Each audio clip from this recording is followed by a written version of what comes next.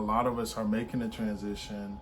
I'm talking to the individuals who want to change their careers. They literally are leaving the workforce and they want to now create their own existence and being.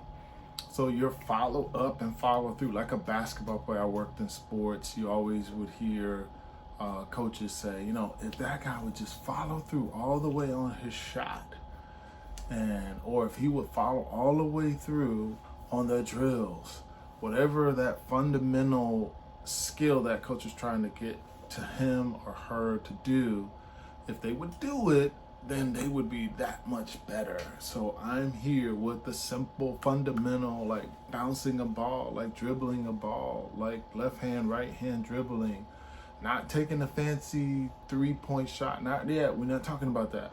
We're talking about fundamental as it relates to you making your transition in business and industry. And what's going to be one of your foundational transitional skills beyond the transition is your follow through. Your follow up, number one. Follow up is key. The reason, or one of the reasons I've been able to make my career continue to evolve now that I own my own company 7 years later, is my follow up. Not always great, but I do follow up. And when I've been very good and successful, my follow up has been flawless.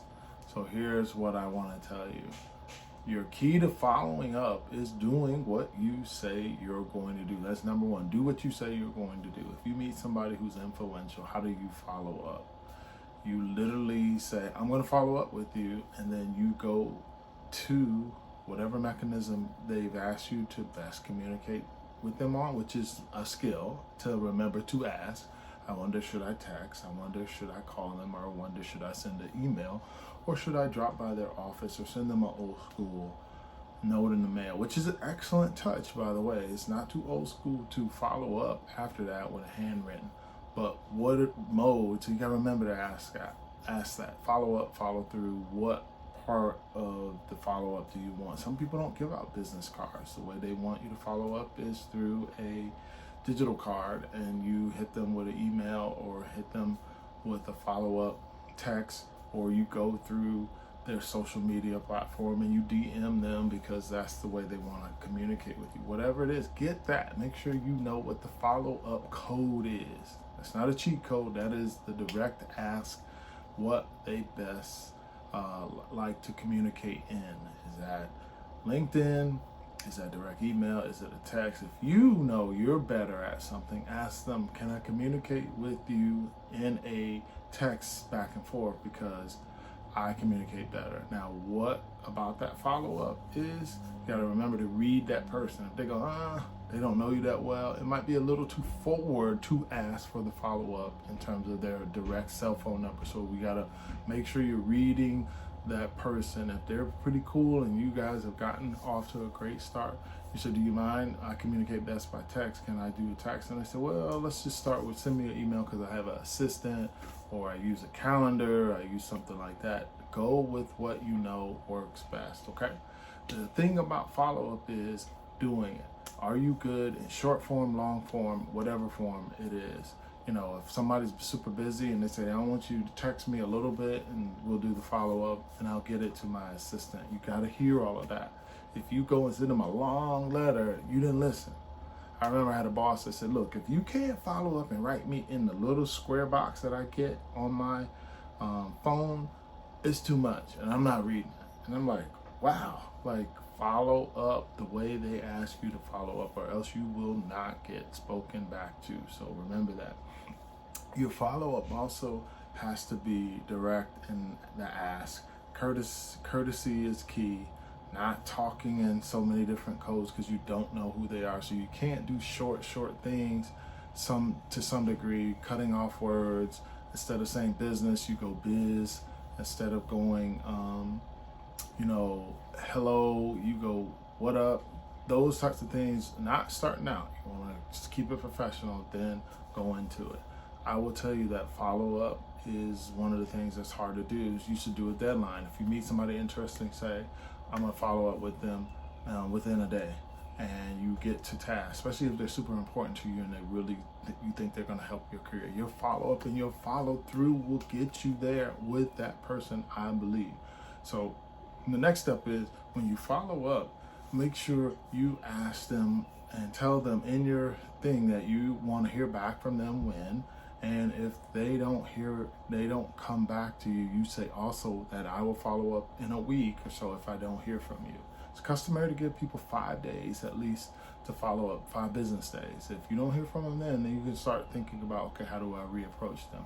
You can resend the same email, resend the same text. You've been seeing, if you haven't, and you're in business, you haven't seen, maybe you've seen someone say, I'm going to bump this email back up to the top of your email. They actually resend the same email, and they say in the second email as a follow-up, I'm bumping this back up to your box. But just keep that in mind.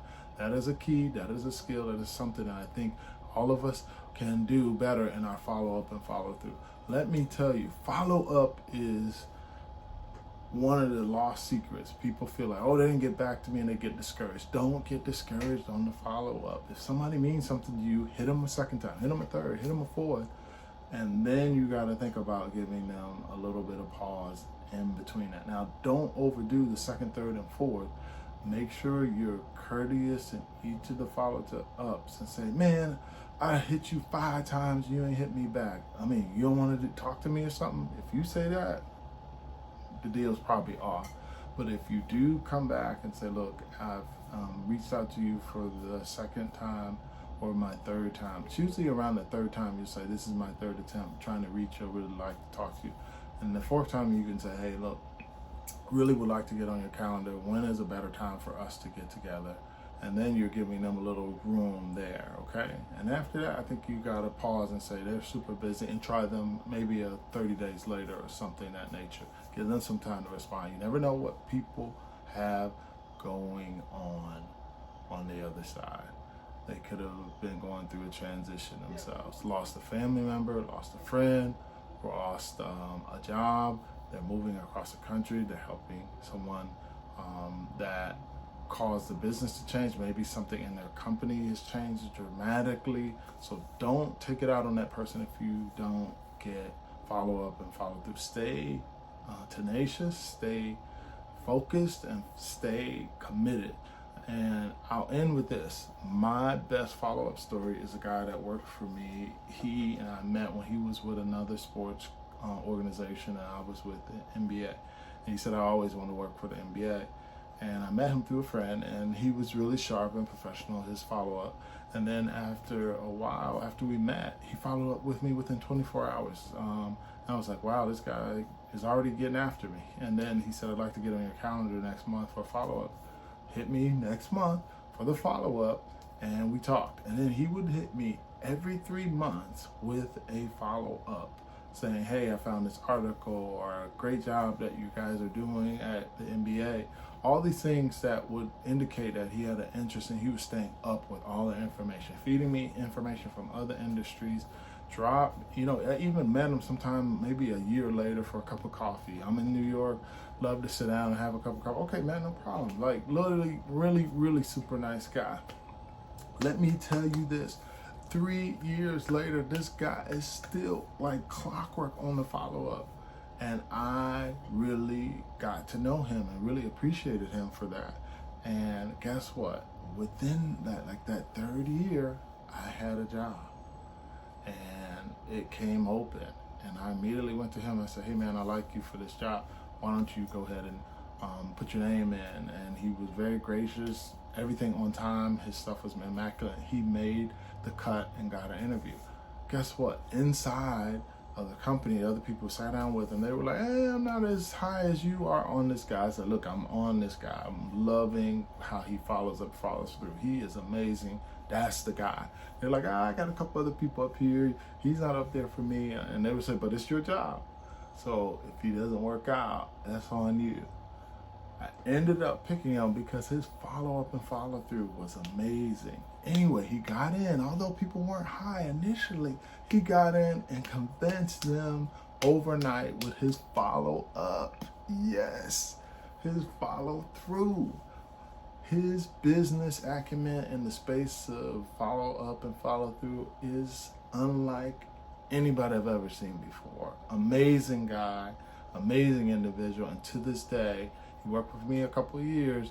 He convinced everybody he was an amazing teammate, and people said, "How did you know? How did you know? I didn't see him. He didn't come up there high for me." I said, "I've known him for 3 years. His follow up and follow through is impeccable. You can't necessarily see that in a few minutes, but he was able to show really quickly to me that he belonged, and then other people started seeing it, and then other people then wanted him to come join their team. And I was like, that's my guy. So you wasn't that on him like I was when he first came in, and now you see that we were able to figure out that he was an excellent and a value add for the organization. Everybody wanted him. But your follow up and follow through, if you do it, it can get you everywhere. All right, that's my tip. Your follow up and follow through will get you to hopefully the destination you want to be, whether you're changing careers or trying to go up a little bit further. Follow up, follow through.